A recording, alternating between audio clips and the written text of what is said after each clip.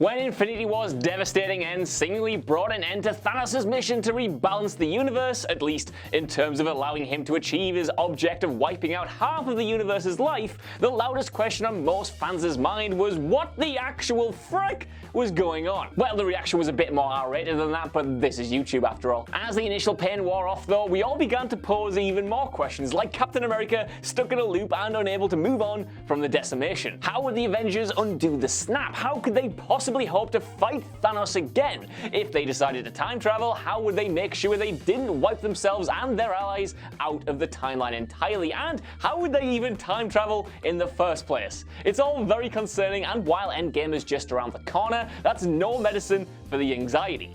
The questions are just too damn big. But what about the one big question nobody seems to be asking because of the mythology of the film we've been fed for the past 10 years or so? What about the question of how the Infinity Gauntlet actually allows Thanos to kill half of existence? It's a pretty big question. On the paper the MCU has printed, the answer is something along the lines of the following. The Infinity Stones are hugely powerful elemental crystals born out of the Big Bang, which control an essential aspect of existence. They don't have total control over those aspects, but are powerful enough to be able to manipulate them.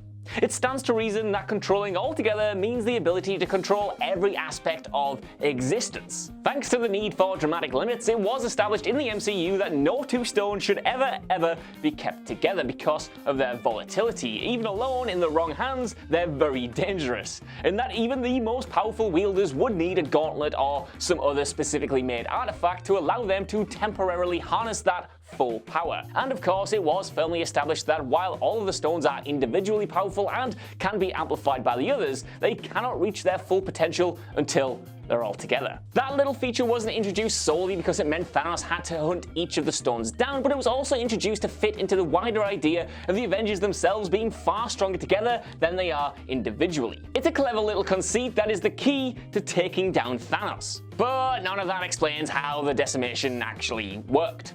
It explains the narrative context of the stones and sort of leaves the real explanation to a handwave of magic. They're infinitely powerful because they're infinitely powerful.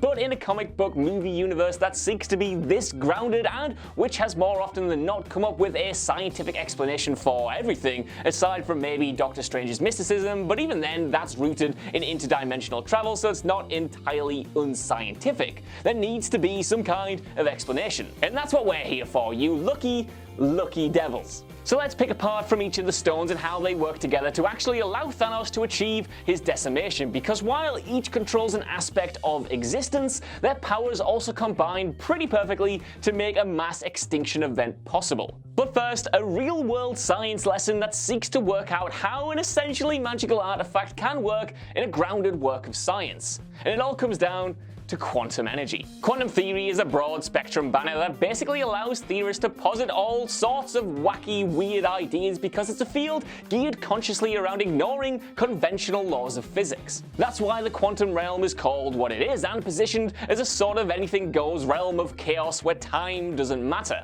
In fact, there's a very good chance that all of the aspects of existence that the stones control do not affect the quantum realm. If time has no meaning, that's already a fairly big indication that the time vortexes mentioned in Ant-Man and the Wasp probably suggests space stone-like behavior occurs naturally. Using the hand-waving quantum energy excuse might as well be an indication that there is a whole dimension in the MCU where science means nothing. Want to know why the Infinity Saga writers and directors have talked up the importance of the quantum realm in Endgame then?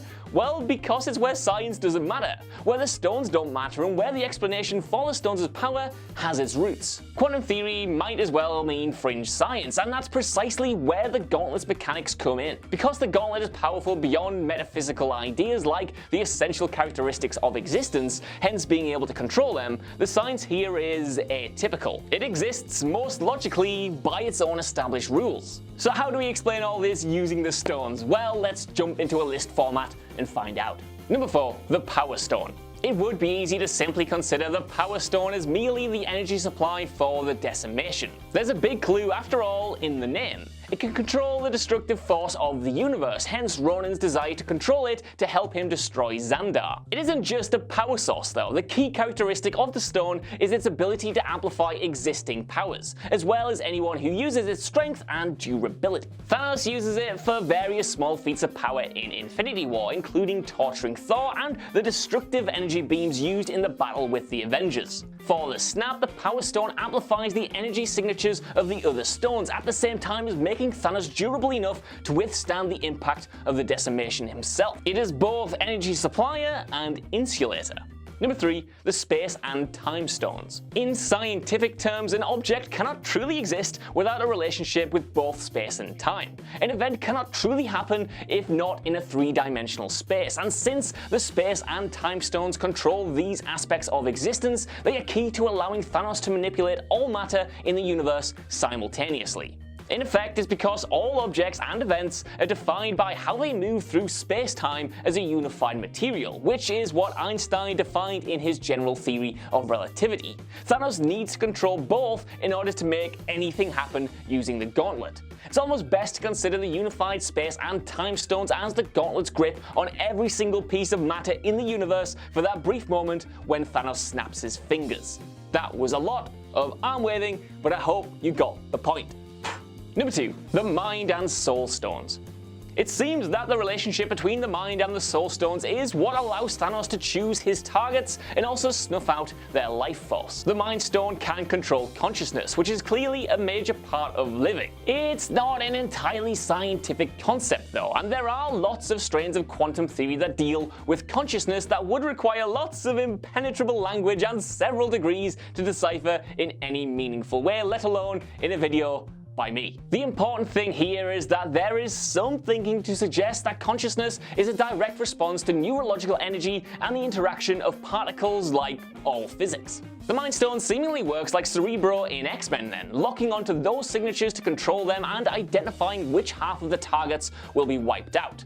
It effectively chooses half of consciousness to take away. The Soul Stone is linked with more of a metaphysical element, but we do know that it is obviously linked to the soul. It not only grants the user some control over life and death, but it also contains a pocket dimension where the user can communicate with the souls of the dead. This pocket dimension, presumably, is another of the MCU's afterlife constructs, like Valhalla, which are essentially other dimensions to give them scientific grounding. If the exchange between Thanos and Gamora is anything to go by, the Soul World is the means through which Thanos sends his victims from the living realm to the dead once the Mind Stone has targeted them. Together, they fundamentally control the two sides of conscious life, neurological consciousness and the essence of life itself as embodied by the soul. And finally, we get to the Reality Stone. Number 1, the Reality Stone. Duh. If the Time and Space Stones determine how Thanos can interact with all of matter and make an event happen, the Reality Stone governs how he changes said matter. It is the stone responsible for that grim but not entirely uncool fading effect that had such an impact when the snap victims died. As is established in Infinity War, the Reality Stone can change matter to reflect false realities. It is a means by which the wielder may rearrange matter, like turning the Guardians into ribbons so they cannot fight Thanos, or turning laser bolts into bubbles. The Time and Space Stones allow Thanos to grip the universe's very matter, but the Reality Stone allows him to arrange it all as he sees fit. Obviously, without the Mind and Soul Stone, then Thanos' manipulation of matter would include decimating all of the types of matter that is linked to consciousness and existence. He wouldn't simply wipe out half of life, he'd wipe out half of everything, half of matter, and it would not be ideal to his plans. And without the Power Stone, he couldn't hope to do any of it on a scale as large as he needs for the Decimation. Each stone is a cog in a powerful engine, and in order for Thanos to enact his very specific plan, he needs all of them to do very specific jobs. It may look like he's just snapping his fingers, a simple act, but the scientific theory beneath it suggests an incredibly complex event, which which is precisely why Thanos is accurate in saying that it cost him everything, and why the Russos were so keen to reiterate that the snap fundamentally broke him. All of this suggests that the only way to undo the snap is to recreate exactly the circumstances of the first event, or bring in anomalous science that overrides all of it. For either of those things to be true, we have to turn to the realm where science doesn't matter, or at least not in the conventional sense, the quantum realm. For there to be time travel, the laws of time have to be suspended. For there to be interdimensional travel, the laws of space have to be suspended. For there to be a resurrection, the laws of finite consciousness have to be suspended. For there to be an event of equal magnitude to the Decimation, in order to reverse it, the laws of power have to be suspended. And all that's left after that is quantum theory, quantum energy in the quantum realm. Well, they did say it would be the key, didn't they? So that's our attempt to figure out how each of these stones works to create something as massive as Thanos' Decimation. But I want to know what you guys think down in the comments below. Do you think this is a compelling theory, or is it fine to just say, magic did it, and that's alright? Either way, are you looking forward to Endgame? This might come out when Endgame's even out. I might have even seen it. I hope it's really good. I hope it's really great. I hope none of your favourite characters die. I do really. But I hope you have a good time, more importantly. While you're down there though, could you give us a like, share, subscribe, and head over to whatculture.com for more lists and news like this every single day. Even if you don't though, thank you for watching. I've been Josh. I hope to God Endgame is good. I am hyped, and I'll see you soon. Bye.